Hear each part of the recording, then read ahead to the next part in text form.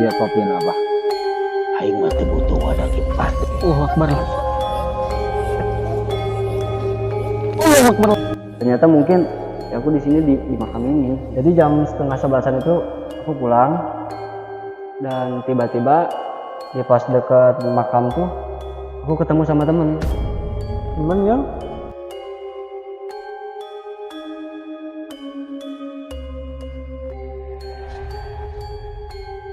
Assalamualaikum dulur-dulur dan kawan-kawan dimanapun berada, semoga sehat selalu. Kembali lagi dengan saya Rizal di channel Sekilas Horor.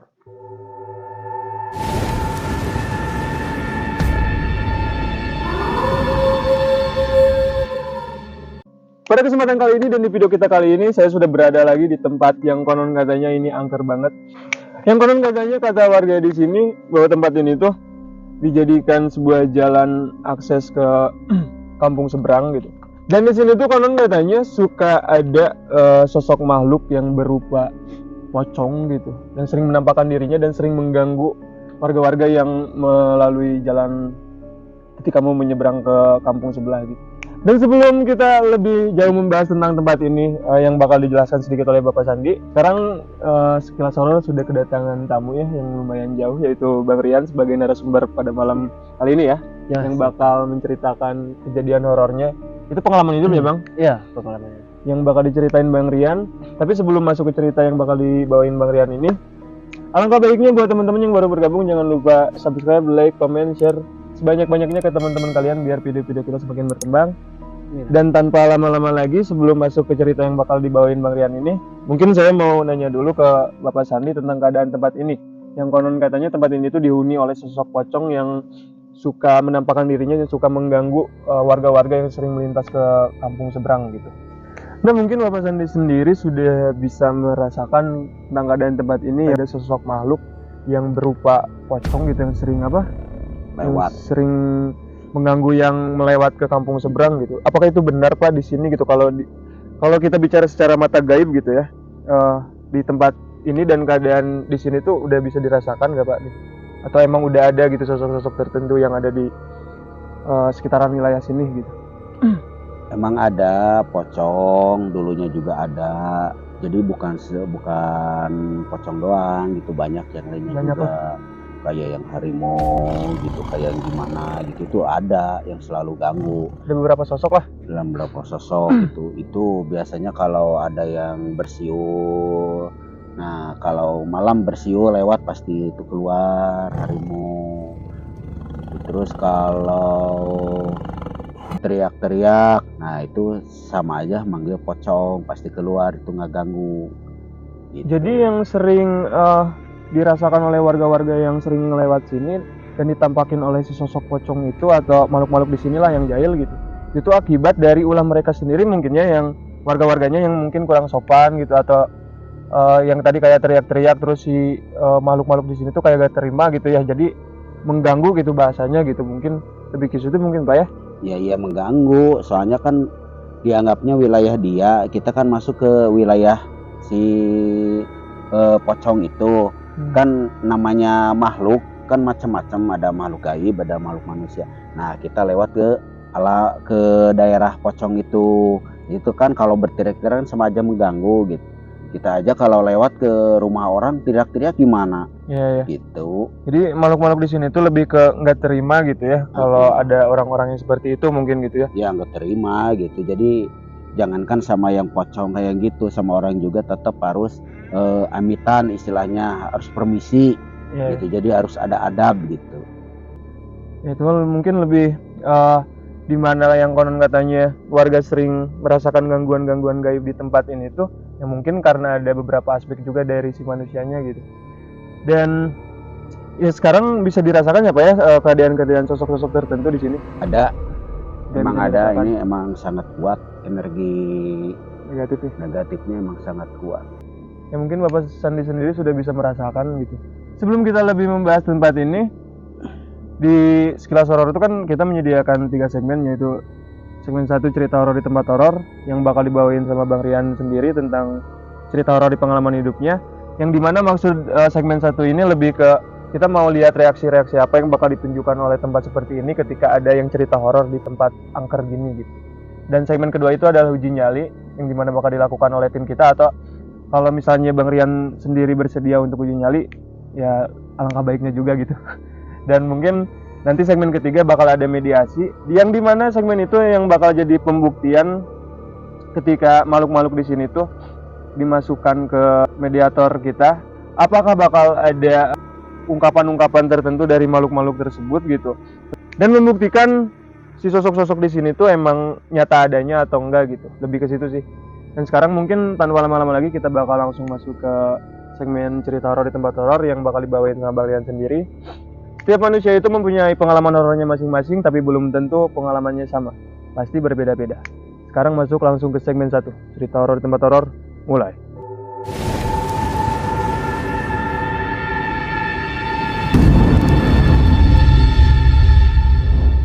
Nah, untuk disclaimer ya, kita tidak bermaksud untuk mendeskripsikan sebuah tempat atau sebuah siapapun itu atau nama siapapun di sini.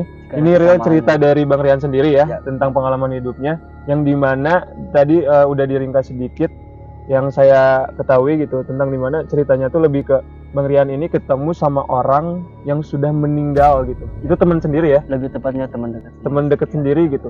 Jadi yang pada dasarnya orang itu udah meninggal tapi ada wujudnya gitu. Jadi cek bahasa Sunda mah ngejirim gitunya. Ngejirim gitu. Nah, mungkin tanpa lama-lama lagi kita langsung masuk ke cerita Bang Rian ini. Silakan Bang Rian. Oke, assalamualaikum warahmatullahi wabarakatuh. Perkenalkan, nama saya Rian. Saya dari daerah Sukabumi, ada satu daerah dari perkampungan, daerah sekitaran Sukabumi. Jadi ceritanya tuh tentang teman dekat saya sih. Teman dekat. Nah, lebih tepatnya teman dekat gitu, tetangga juga di satu kampung gitu. Tongkrongan gitu lah. Anak-anak tongkrongan dulu. Jadi kita tuh kalau misalnya kemana-mana suka bareng, ngumpul bareng, nongkrong bareng, biasalah anak muda ya. Jadi awal ceritanya tuh kita lagi nongkrong-nongkrong gitu di suatu tempat. Terus teman saya ini atau sahabat saya ini, panggil aja namanya Denny. Dia ngajakin buat coba-coba barang gitu. Barang berupa? Ya kita sebut dan terlarang ya. Terus akhirnya karena kita penasaran berdua, ya kita coba aja. Pada waktu itu ya, udah lama sih kejadian. Kita coba-coba gitu, akhirnya selang beberapa minggu kita gitu lagi mengalami hal yang sama, walaupun nggak sering. Kita nyoba-coba terus menerus beberapa minggu, terus berulang. Aku pasif tuh di sana, maksudnya nggak terlalu sering gitu. Kalau dia itu terus-terusan sampai dari fisiknya tuh udah mulai berubah. Akibat Iya, udah badannya udah kecil, terus kelihatan pucat gitu. Ngomong jadi gagap, susah ngomong. Pada akhirnya lama kelamaan aku dengar kabar dari orang tuanya kalau dia itu sakit parah. Karena ada kerusakan di paru-parunya, jadi susah nafas. Akhirnya dia dirujuk ke rumah sakit di daerah Bandung. Saking parahnya dia dirawat di sana selama kurang lebih 3 bulanan dan dipulangkan lagi karena rumah sakitnya nggak kuat lah gitu untuk menindaklanjuti. Akhirnya dipulangkan. Terus kira-kira lamanya sakit dia itu sekitar 4 tahunan. lama ya? Lama sekali. Jadi, nah setelah dia dipulangkan itu udah posisinya dia langsung pindah rumahnya ke rumah orang tuanya yang beda daerah gitu, beda kampung. Walaupun masih deketan. Oh, bukan di kampung situ lagi lah. Bukan di kampung situ lagi. Akhirnya kita jarang ketemu gitu kan. Ya paling datanglah sesekali ke rumahnya gitu buat ngejenguk. Itu posisinya udah benar-benar gak bisa jalan, udah ngomong udah susah. Gitu. Akhirnya udah jarang lah ketemu karena kan aku kerja juga gitu kan. Pada suatu hari, tepatnya hari Minggu, saya beraktivitas seperti biasa. Kebetulan saya kerjanya di sebuah kafe gitu kan, jadi barista. Jadi masuk jam 10 pagi, pulang jam 8 malaman. Di hari itu nggak ada firasat apapun gitu, normal-normal aja. Jam 10 pagi aku berangkat kerja, sampai di tempat kerja kondisi masih aman, belum ada firasat apapun. Pada akhirnya sudah kerja, nah aku pulang jam 8 malam kan. Nah tiba-tiba teman-teman di kerjaan tuh ngajak nongkrong dulu. Iya. Nggak seperti biasanya. Kalau biasanya kan kalau misalnya jam 8 pulang udah langsung bubar. Nggak tahu kenapa teman-teman pada ngajak kumpul dulu di hari itu, Teman-teman kerja. teman-teman kerja. Jadi waktu pulang tuh agak larut malam tuh. Udah nongkrong-nongkrong, udah mulai agak enak perasaan.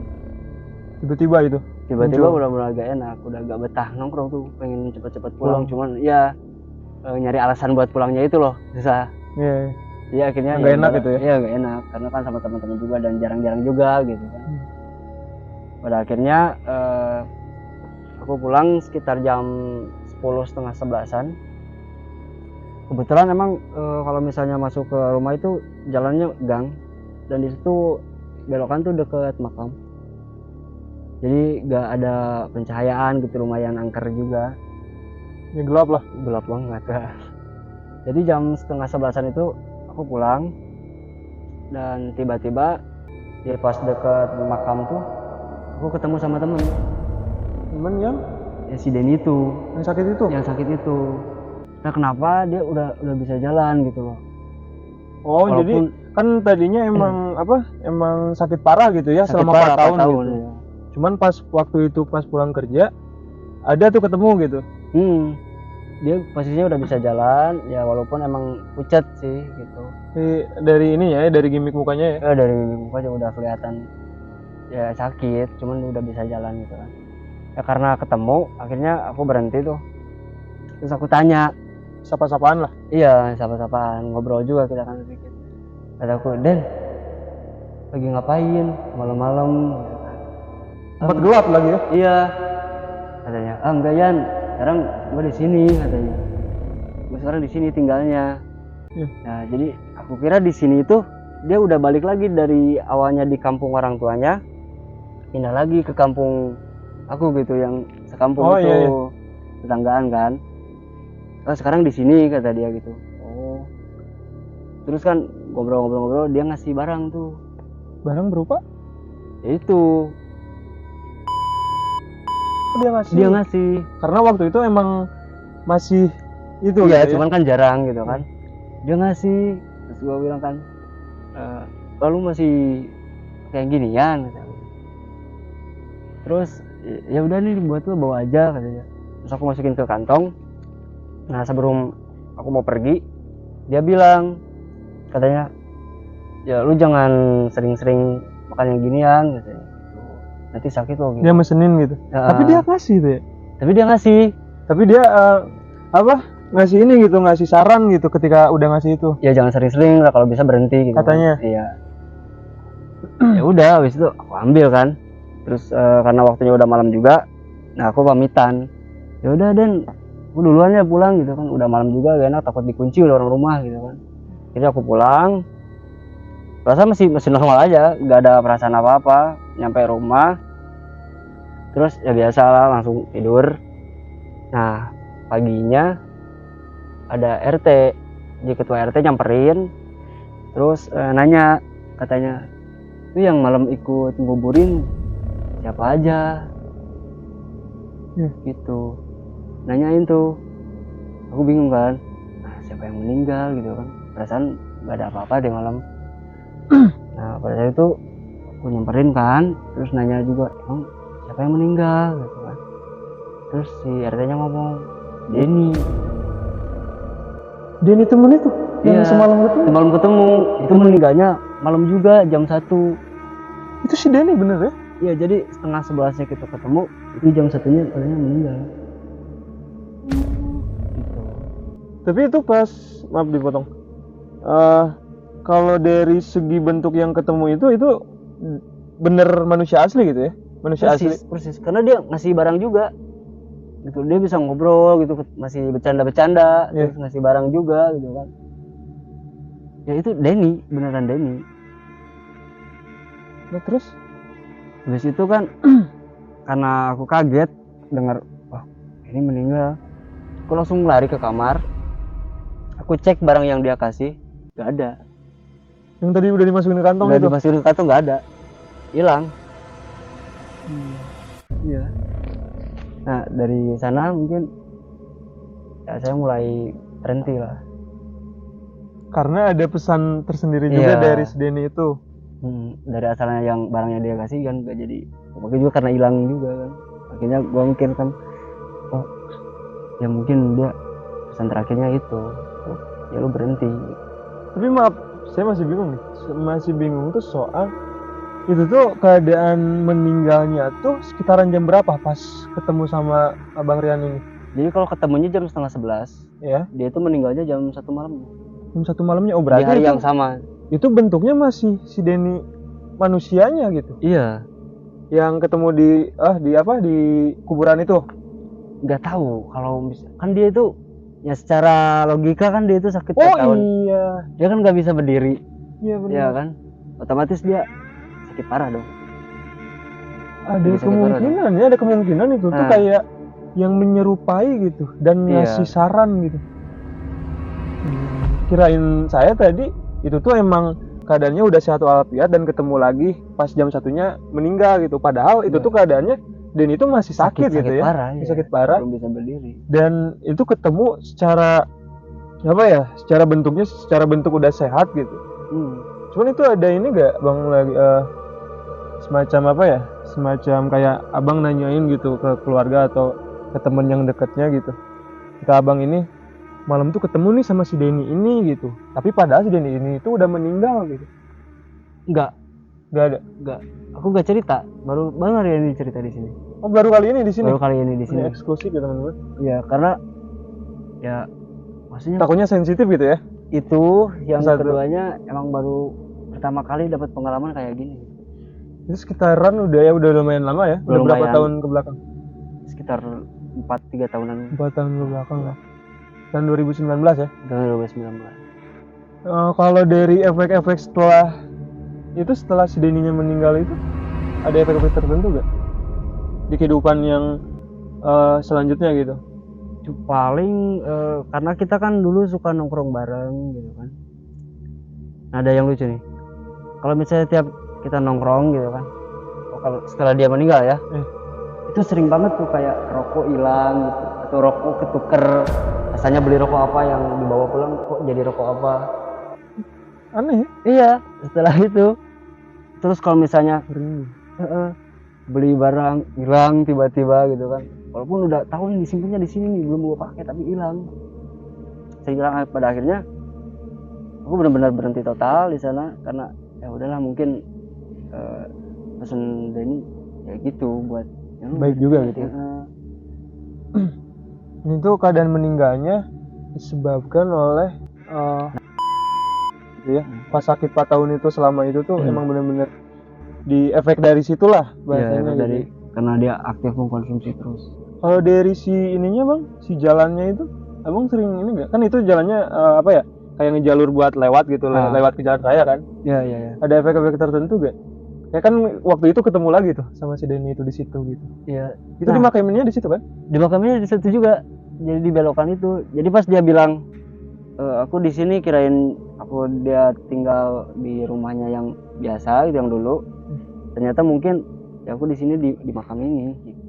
Sekarang aku tinggalnya di sini. Nah, setelah beberapa lama dia meninggal, itu kalau misalnya lewat jalan sana sering dengar suara-suara yang manggil. Ya. Terus aku berhenti kan penasaran, ditengok gak ada siapa-siapa. Masih ada, bahkan sampai sekarang kalau misalnya pulang suka masih ada yang manggil. Wah gimana? Serem ya? Berhenti gak? Tapi kita gak menemukan reaksi ya dari tempat ini. Macam kayak segmen-segmen sebelumnya gitu. Mungkin cuma segitu ya Bang Rian? Ya, segitu. Nah itu kawan-kawan dulur-dulur cerita yang luar biasa yang pernah dialami oleh Bang Rian ini tentang dimana dia ketemu lagi sama orang yang saya bilang itu orang yang udah meninggal tapi malamnya masih sempat ketemu gitu. Ya. Dan itu bisa dibilang aneh juga karena keadaannya temennya ini sakit gitu dan itu ketemu benar-benar jelas gitu. Cuman dari perawakan dari mukanya ya bisa dibilang pucat atau beda lah dari biasanya gitu. Nah mungkin Bapak Sandi sendiri bisa lebih menjelaskan nggak tentang dimana ketika ada orang yang meninggal tapi masih bisa menemui kayak kerabat atau keluarganya sendiri. Itu tuh kalau saya sendiri jadi penasarannya lebih ke itu adalah sesosok jin atau emang rohnya yang emang pengen ngasih dulu saran-saran atau kesan-kesan sebelum dikuburkan gitu. Sebetulnya sebelumnya dia itu udah punya niat pingin ngasih tahu teman-teman jangan sampai konsumsi gitu kan. Terus menurut siapa itu Rian kan perasaan dia tuh ngobrol gitu kan, padahal mah kata yang lainnya udah meninggal jam 1. Nah itu sejarah itu riwayat itu bukan Rian doang, teman saya juga ngalamin gitu. Ada beberapa versi juga gitu. Ada gitu. Jadi itu emang betul. Emang betul itu. Jadi istilahnya untuk demi kebaikan Allah untuk membuka hijab untuk ngasih saran dari teman ke teman gitu. Jadi dibuka. Bisa juga bagi Allah kan bisa aja mau apapun juga gitu. Emang kenyataannya emang benar gitu. Jadi sebelum wafatnya gitu atau udah nggak ada nyawanya tuh emang udah niatan dari si temannya sendiri ada sebelumnya gitu ya? Karena dia juga merasa menyesal gitu. Tapi tidak tersalurkan secara karena dia juga sakit mungkin ya. Terus keburu. Gak keburu gitu bahasanya ya. Dan kalau bisa dibilang itu tuh kayak itu beneran roh gitu. Apa emang dari pesan dari kan kalau membentuk itu kayak ini ya kayak maksudnya kayak jelmaan gitu, bukan tubuh aslinya gitu.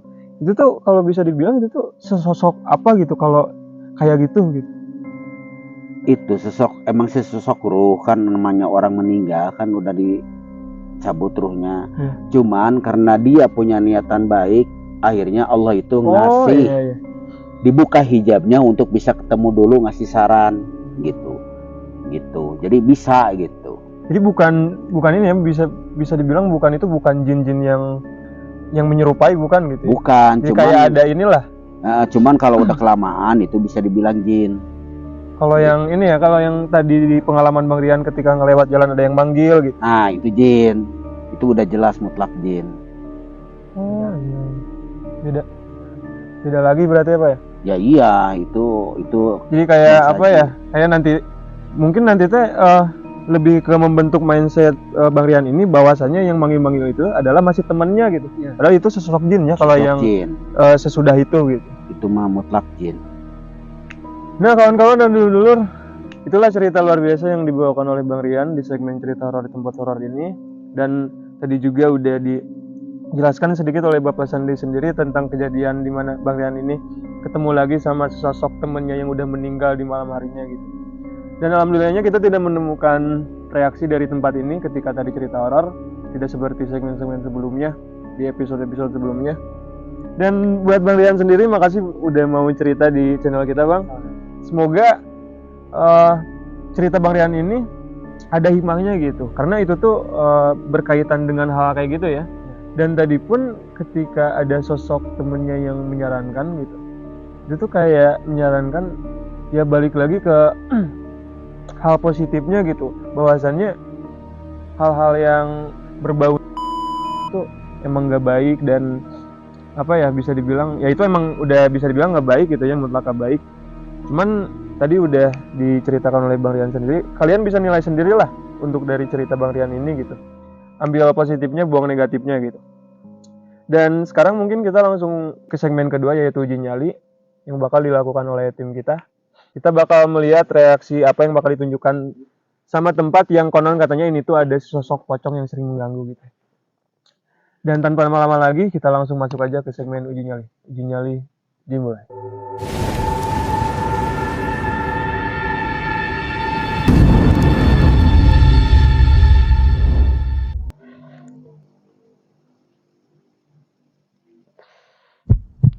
Punten, cuma ngeganggu.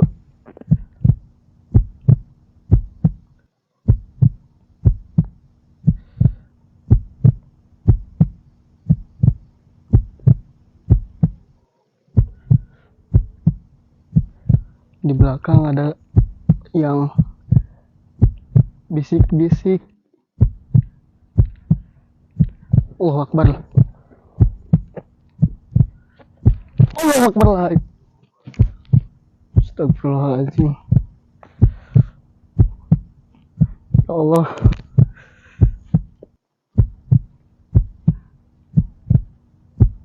Dan Nabi mah nggak ganggu.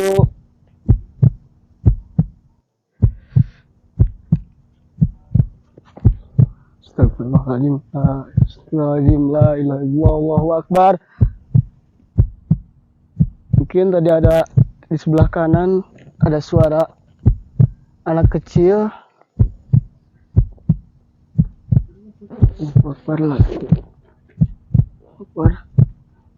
Oke teman-teman, di sebelah kiri saya pohon bergoyang-goyang. Allahu Akbar lah ya. Dan abdi mah tengah ganggu, punten abdi mah nggak ganggu. Allahu Akbar, la ilaha illallah, Allahu Akbar, astagfirullahaladzim. Allahu Akbar lah. Allahu Akbar.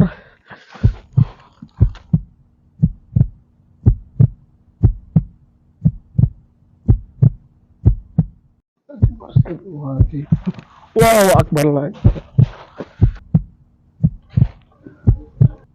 Ya di sini di belakang saya tadi ada beberapa kali dia lempar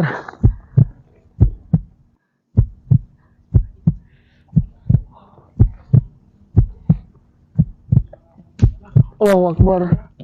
Sebelah kanan saya ada suara yang berjalan. Pohon pisang juga.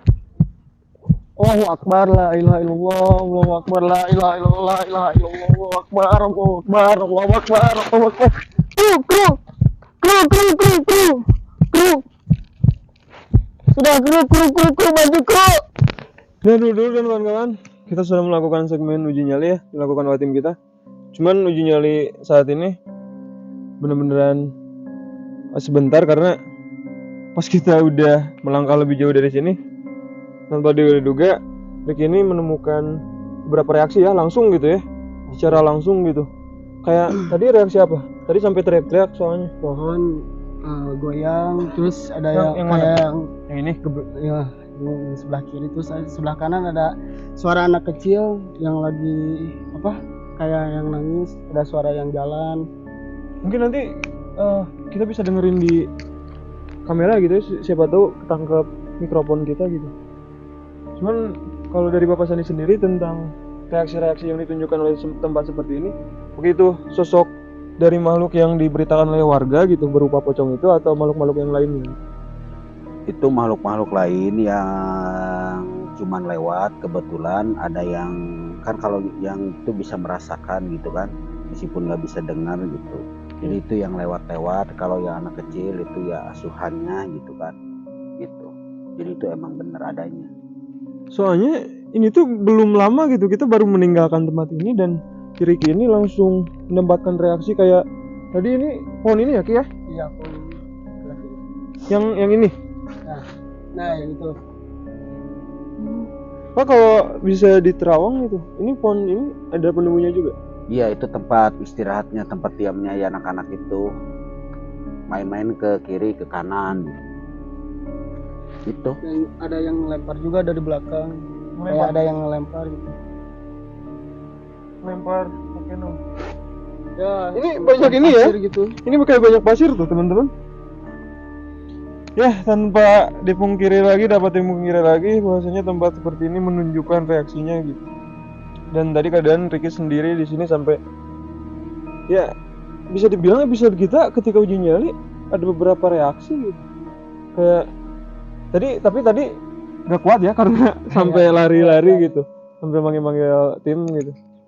Karena kita tuh baru jalan gitu, baru jalan ke depan gitu dan Ricky langsung diserang mungkin Pak ya? Iya. Bisa dibilang langsung diserang.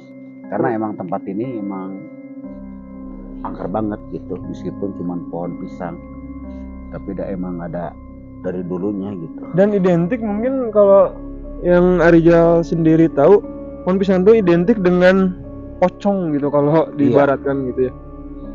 Pohon pisang, pocong, sama harimau. Iya. Mungkin sekarang uji nyali sampai di sini aja teman-teman, dan tadi udah dilakukan oleh tim kita yaitu Ricky. Dan sekarang kita bakal langsung masuk aja ke segmen mediasi yang bakal jadi segmen dimana pembuktian ketika makhluk-makhluk di sini kenapa tadi sampai mengganggu Ricky di uji nyali gitu. Sekarang masuk ke segmen mediasi dimulai.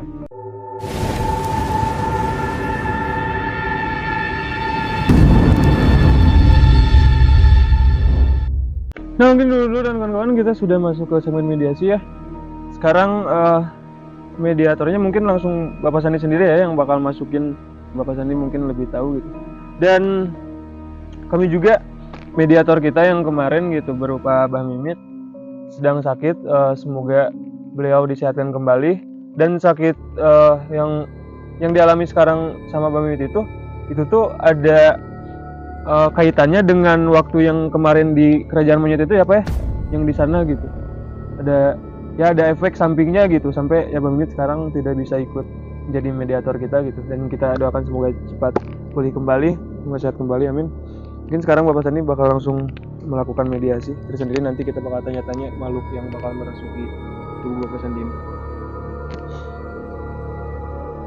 Siap langsung.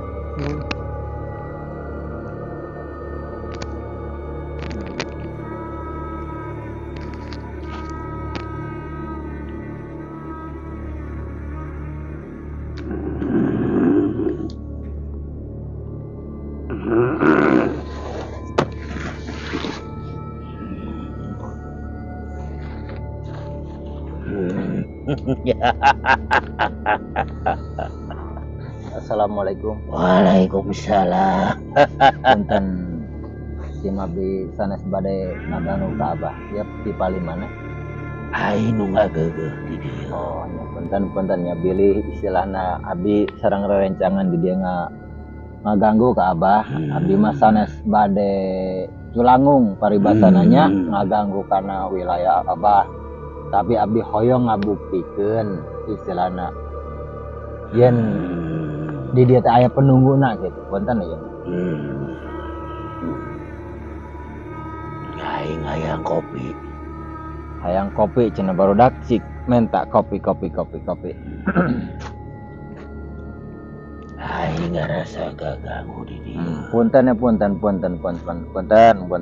abdi tos istilahna ngaganggu ka wilayah Bapak. Tapi abdi teh hoyong ngabuktikeun istilahna saur warga di dieu. Di dieu seueur aya nu ngaganggu gitu ka warga anu ngalangkung ka dieu. Apaleres ti pihak Bapak, di pihak Abah tidak itu. Eta mah jelemana teu barale. Oh, gitu ya. Lamun jelemana reling mah teu permisi teu hamitan. Punten istilahna ada ari manusia maganya ningali teu tiasa ningali ka makhluk-makhluk anu ti ieu. Aing hayang kopi mana? Ieu kopi apa? Aing mah teu butuh wadah ki patut batok aing mah. Batok tina batok. Aduh. Eta mah teu aya, punten ya punten. Ya ganggu bae teh nyadiakeun ka hayang. Aya jenengan teh Abahna eyang naon atuh? Lamun tina eyang Ulah ngaranna. Eyang Raksa. Di kawasan Ya nu ngageugeur di dieu. Hayang nyaho anu sok nganggu. nya kitu. Eta teh makhlukna pocong. Anu sok ganggu nu ngaraliwat mah. Bisnis lain hayang apa mah. Lain kula. Nya. Ngarti. Nya ngarti.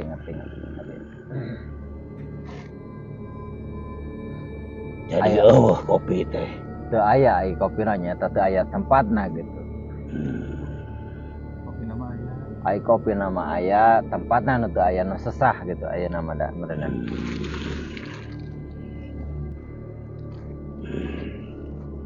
Aya pesan-pesan gitu ka ngomurang kali di dieu istilahna ka warga-warga di dieu anu istilahna nan babaledogan atawa nuding ka penghuni di dieu anu sok ngaganggu gitu dah.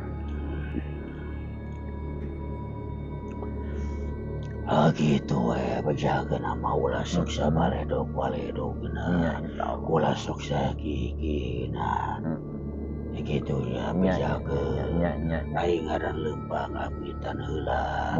Dasar wae ge malu. Mohon. Parantos sakitu wae.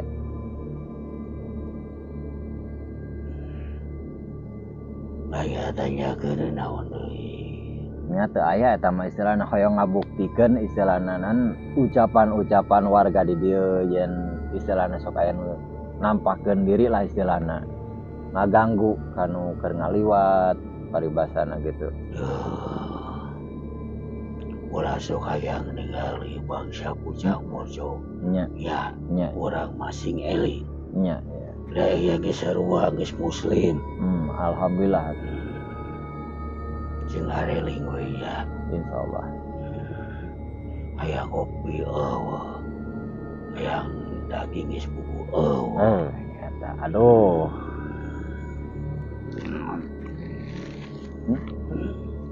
Nya entos ya hayangnya ayeuna abdi tos ngabuktikeun yen istilahna anu culangung teh geuning sanes istilahna di pihak manusia kene anu teu biasa ningali istilahna hapunten. Nya tos ayeuna beureunan secara ieuna bade euih ku nyalira panginten nya. Cukup sakitu. Cukup. Jelas henteu. Jelas. Erek balik wae tuh ya. Nya mangga.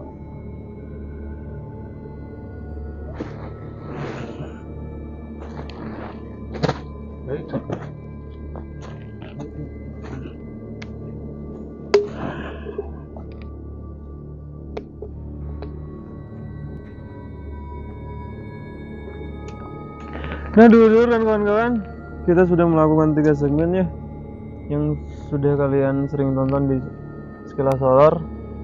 Dan pada dasarnya kita kembali lagi ke pembahasan tentang tempat ini, yang dimana tempat ini tuh lebih dikaitkan dengan hal-hal mistis yang warga sering alami ketika melewati tempat ini. Karena di sana kan ada kampung seberang gitu, jadi ketika orang-orang yang melewat sini itu ada gangguan-gangguan dari makhluk-makhluk di sini. Dan barusan kita udah melakukan mediasi yang dilakukan oleh Bapak Sandi, dan barusan bisa dibilang kalau dimasukin itu sosok makhluk apa? Harimau ya Pak ya? Harimau gitu yang masuk ke tubuh Bapak Sandi. Dan kita tadi udah menguak mitosnya secara perlahan, dan sedikit lebihnya kita udah memperdalam tentang keadaan tempat ini gitu. Dan tadi udah ditanyakan juga oleh tim kita, yaitu Pandang.